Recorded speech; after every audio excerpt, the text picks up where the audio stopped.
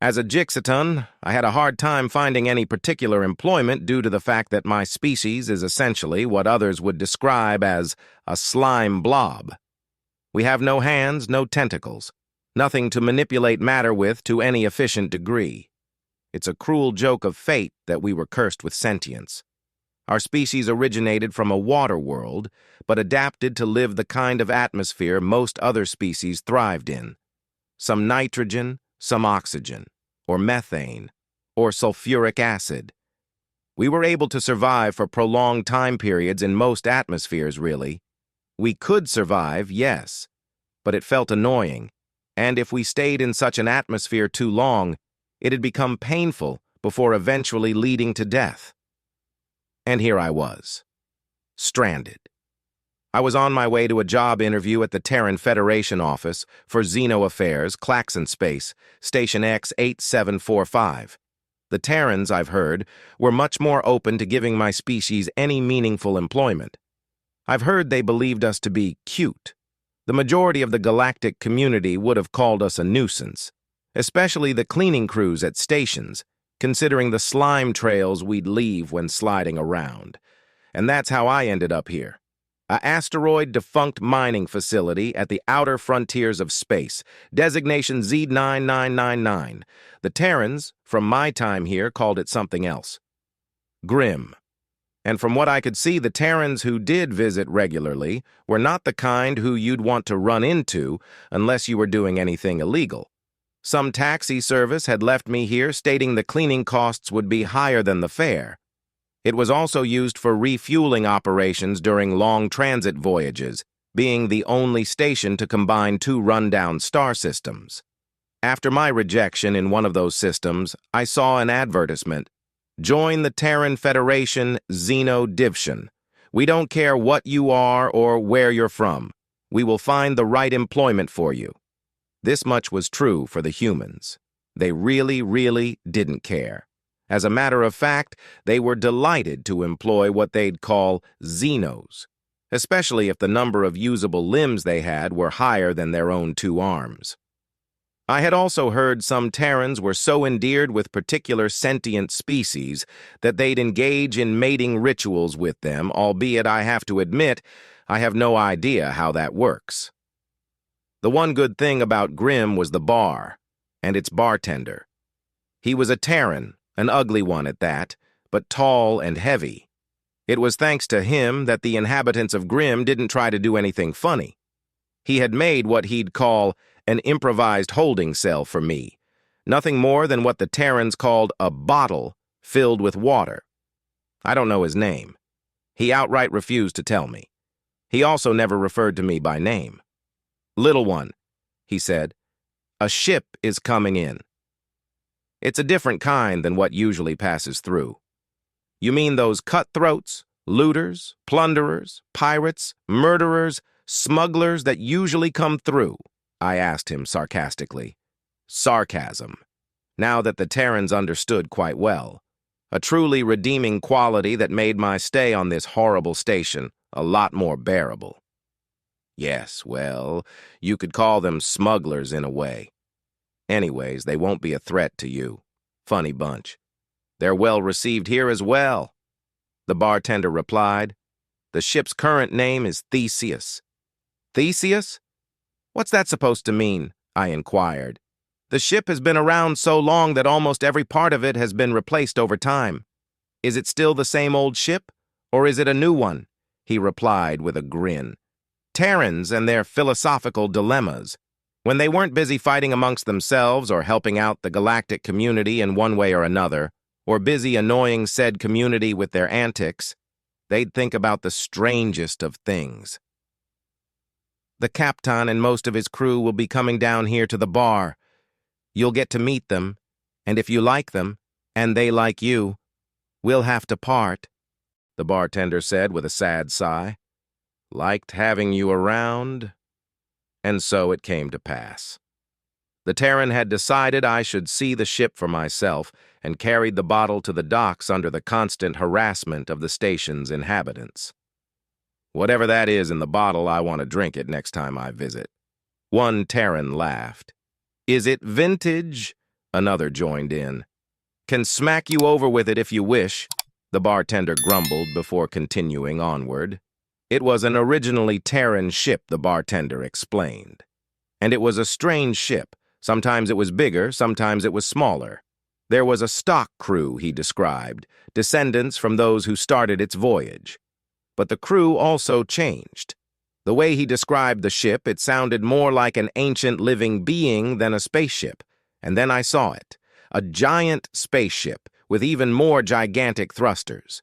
Upon closer inspection, I've come to realize these thrusters were Natidian, which were legally limited to one per ship, I may add, arranged in an array coupled to a Triclixian management system. Terrans usually did things like this. But to my knowledge, no Terran was actually stupid enough to try to use more than one Natidian thruster. One was powerful enough for a Terran supercruiser. Bad example. Terran supercruisers usually had two of them, with one being shut down unless the other one failed. Redundancy, they called it. But 5 on either side of the ship? And then there was the issue with the Triclixian management systems. The Natidians and the Triclixi were constantly at war. They hated each other, and they certainly did not build components that fit well together. The technology couldn't have been further apart. "Captain," the bartender greeted this captain being. "Isn't it usually pronounced captain?" I asked him. "Not on Theseus," Captain replied. Something must have been off with my translator. "Bartender, I can't really understand what he's saying," I whispered. "Ah, yes. They'll make quick work of that if you do join them. For now, just observe." The bartender laughed. "They've been out in space so long their ship could qualify as its own nation. That is, if they'd consider the concept of nations viable, which they don't. Nomadic folk, you know." This came as a surprise. Terrans were known to settle everywhere they could. Sure, the main Terran system was where most of them stayed, but some would go on to settle on alien worlds, and usually had good relations with the natives. The natives would become oddly protective of their Terran settlers over time. Apparently, they were quite useful. Bartender and Captain exchanged a few words. From their reactions, I'd assume some jokes. I saw some of the crew unloading crates on hover carts, labeled in Terran script KRT. The more I observed the Theseus crew, the more questions I had. I thought Terrans could breathe in an atmosphere such as on Grim. Yet most of them inhaled some sort of substance from a small device at regular intervals, while some didn't. Those that did, their eyes would become red and glazed, and generally seemed more relaxed. They also liked to laugh. But it wasn't only Terrans. I couldn't believe my receptors when I saw a Canatadian and a Triclixian communicating. Granted, it sounded like they were constantly insulting each other, but it seemed they were working on something. At least this much I could gather from the technical drawings they had pulled up on some ancient type of what may have someday matured into a holoprojector. One of the Terran crew members bent down at the bottle, with one arm resting on one knee. It oogled at me. It extended one of its fingers and poked the bottle while muttering, "Supo" or something. I hadn't heard that Terran language before. Most Terrans never adopted a universal language. Even in the Galactic Senate, they had requested not 1, but 5 Terran languages to be recognized as official: Enklisk, Rusk, Espan, Mandari, and Frensk. To everyone's surprise, the Galactic Senate agreed to 4 of the 5 languages, much to the dismay of the Terrans who spoke the last of those languages. "Excuse me," I said. "Could you not do that?" I asked, annoyed. To this, the Terran recoiled with great surprise. Captain said something to it. We were back in the bar, and the crew of the Theseus kept coming in. They drank. It was well known that Terrans were fond of ethanol, but the quantities this crew drank was unusual even for Terrans. Captain sat down next to my bottle and pointed at me while speaking to the bartender. I noticed that Captain's preferred beverage was already placed before he even had ordered. Are Terrans secretly psionic? No, that could not be. Bartender and Captain spoke for quite a while. Here and there, my translator captured the odd word of Captain's strange Terran dialect. Finally, he got up and shouted something to the crew before leaving. "They'll be on voyage again after 3 days," the bartender said. It had gone around the station that the Theseus had docked, which apparently was cause for celebration. People from all around the station trickled in, talking to the Theseus crew members and buying them drinks. Bartender had said they were unusual, but seeing all other crews come together like this was very unusual. Normally, it went only one way.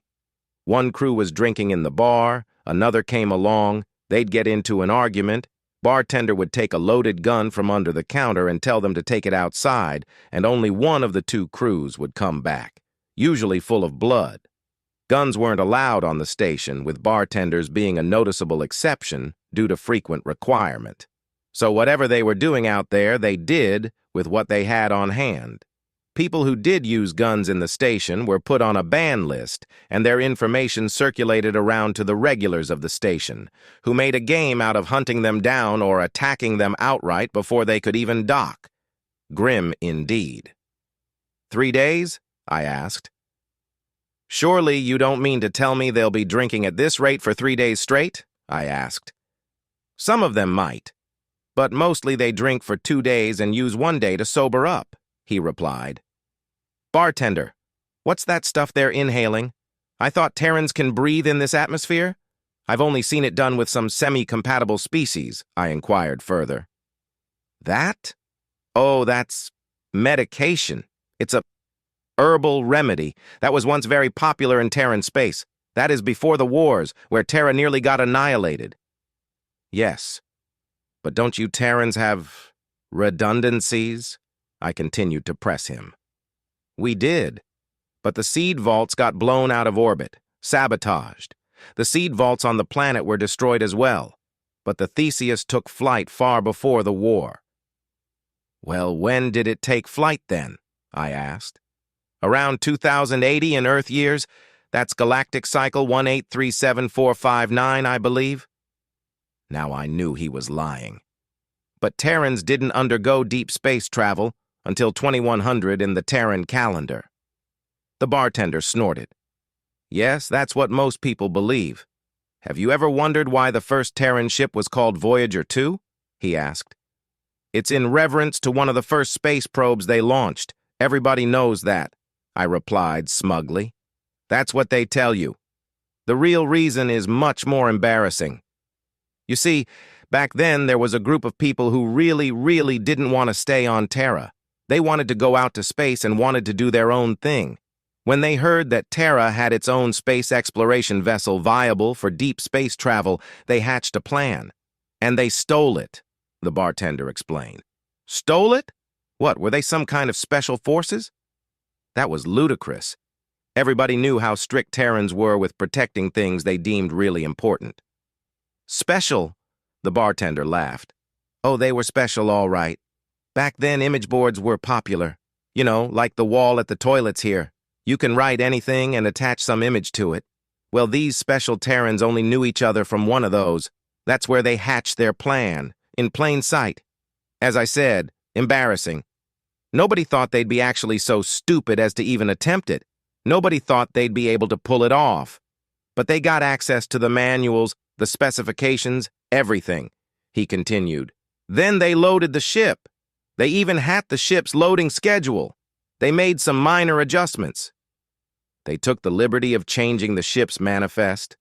I knew Terrans could be brazen, but this was suicidal. How did they not get caught?" The bartender laughed.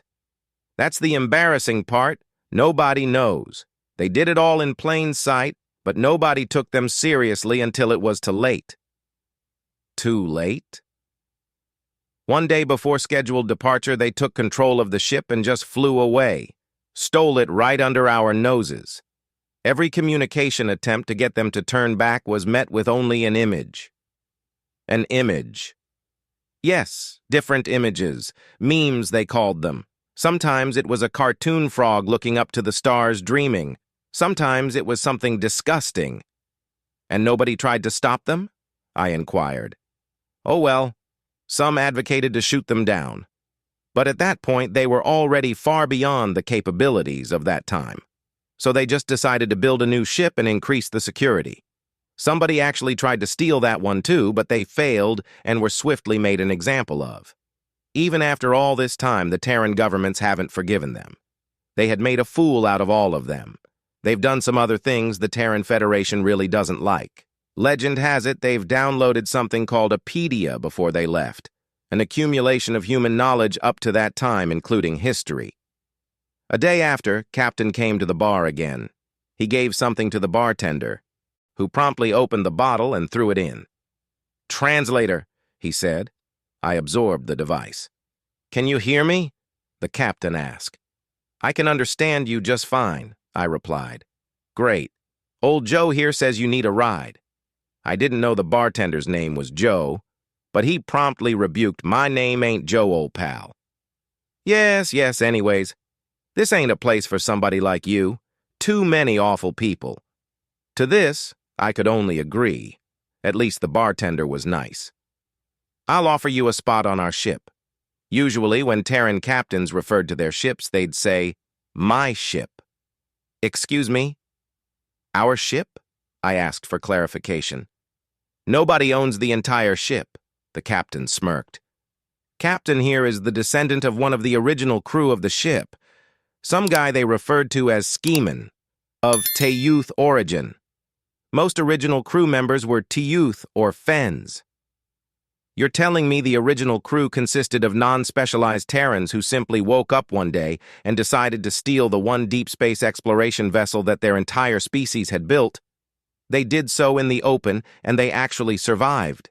I asked. "We're just as astonished as you are, we have to admit," the captain replied. "But you know how good Terrans are at adapting. I wouldn't call them unskilled. After all, they did manage to steal it in the first place." "And you're telling me they didn't even speak the same language?" I inquired further. "They did not. Some of them spoke only the language of their people, some of them another, and a standard language in the region at the time which is a predecessor to modern Enklisk, and some neither," the captain continued. "It's all in the ship's records. One of the ships anyways," the captain smirked. "One of?" I inquired. "Maybe someday you'll see what I mean," the captain replied. "Anyways, do you want to get off this station or not?" Captain asked me directly. "I do want to get away from this place," I had to admit. The bartender seemed sad about this, to which Captain just remarked, "We'll be back." He then proceeded to take the bottle and walked us to the ship. "You will get your own quarters. We have a form for that," he said, before looking at me. "Oh, right. We'll have to come up with something." "Can you hold a pen?" he asked. As a matter of fact, I could not hold anything, really. "No. Is that going to be a problem?" I asked. "Problems are just solutions waiting to happen," the captain replied. "I'll go through it with you. Form 184/LQ, yes. Type of atmosphere. Required nutrients." This went on to every question the captain gave me, I answered. They were mainly about what kind of environment my species thrived in, what I required, what I preferred. Very thorough, I may add. The only thing he didn't ask was my name. "Captain," I asked, "don't you need my name? Do you think Captain is my name?" He replied, "We don't do names here. You're referred to as per what you do, or by your species, or by your exploits, but never by your Federation-issued name," he replied. "We have a deeply rooted troubles with the Federation. Ever since their inception, they've been hunting us. You know if they'd need anything we have, they could just ask, but they won't. They claimed our ship to be Terran Federation property, branded us pirates, and outlawed our main source of income just so they'd have reason to arrest us. That is after it became our only source of income due to that war. Our ship was literally the one ship who saved that stuff, along with a lot of other seeds and such. Every new crew member we have, they've come up with the scheme of calling it an abduction. Every time we come near Federation space, and they notice it, which they only do when we want them to, They call it trespassing. I believe our ship has the single highest amount of violations ever recorded by the Terran Federation. Thing is, the Terran Federation didn't even exist when we acquired the original ship. So how can they lay claim to it? And don't get me started on insurance companies. They've tried to come after us for a long time now, he elaborated further. So what should I introduce myself as then? I asked the captain. For now, little one will be enough, he replied. But the crew will vote on that. He then proceeded to take a picture of me. Voting will commence online and anonymously. Throwback to the culture this ship originated from, Captain explained, before making an announcement over the ship's PA system. New crew member. Naming will commence soon. Every crew member was looking intently at the screens of their respective devices. Captain pulled up the vote results. Supo, 482 votes. Flaskageist, 293. Message in a Bottle, 192. Gin, 23. And so on, and so on. I could gather that the second and fourth one were about a ghost being in a bottle, and the third one was self-explanatory. But I didn't understand the first one. Captain, what does that even mean? I asked. To this, he only grinned. It means they like you, he finally answered. Voting ended and Supe was chosen as my new name, although I still had no idea what it meant. The Natidian and Triclixian came along. It was easy to notice as they spent most of their time arguing. I'm telling you, bug-faced snot, it will not work like this, the Natadian exclaimed. Better to be a bug-faced snot than a bundle of feathers. You'd be more useful as a pillow for the Terrans, the Triclixian rebuked. The Natidian seemed to take great offense to this. Anyways, it will not work. I bet you 2 of your feathers that it will. 2 feathers against 1 kite and claw. Deal! The captain looked towards them and motioned them to come over. Supo, meet Critter and Burb, he said, introducing me to them. They're the ship's main propulsion engineers. Great job at that array, by the way. The 2 beings looked at me. One looked like a Terran had mated with some kind of avian species. The other one looked like an oversized bug. It was not difficult to understand where their animosity towards each other came from. You're the new one? Burb asked. So small, Critter stated. Like your brain, Burb replied to this. I don't have a brain, it's... Critter was interrupted. Exactly. So why don't you leave the engineering to somebody who does? Burb replied. Their entire exchange continued on in a similar manner. Strange bunch, the captain said. They do achieve results, though, even if they continuously insult each other. An old Terran man came walking towards us, holding a canister of sorts. It seemed to be what is usually used to store explosive stuff. Ah, yes. This should do nicely. Super, your bottled days are over. The captain grinned. Isn't that a... I looked at it. An antimatter collection chamber, from the looks of it with an anti-gravitation generator. Why, yes, it is, Manufac replied with great delight. And it's absolutely necessary if you want to survive the ascent, being that you have no bone structure at all from what I can see. Maybe from here. The Terran took the bottle and held it against the light before rotating it. Not from here either. This continued for a while until he exclaimed, Nope, you're entirely boneless. They transferred me into the canister and filled it with nutrient solution. Much better than the stale water inside the bottle. Then they turned off gravity inside it, and I was held peacefully in the middle. All the vibrations I'd usually register stopped. There! Decoupled, Manufac said. Captain, ready for ascension. To my surprise, all of the crew members had similar devices, although more portable. This Terran crew had portable anti-gravitational fields. Portable. In Federation space, those are expensive and reserved for elite units. But here they have them for each one of their crew. Ascent in T-. The announcement started. I could hear two of the thrusters powering up, but something wasn't right. Too little power. "Captain, are you sure your thrusters are all right?" I asked. Captain laughed. "They are. We're not running them at full output and only running 2 of them for symmetry. Otherwise, Grim over here would not be Grim, but gone." The ship accelerated away from the station. I had finally made it off of that defunct collection of rocks. Once we were far enough from the station, the captain ordered, "Swivel, fire thrusters 1 through 8 and full throttle." I could see on the video feed how the massive thrusters turned before starting up one after another. Boom! Boom! Boom! "All thrusters online and operational," one crew member stated.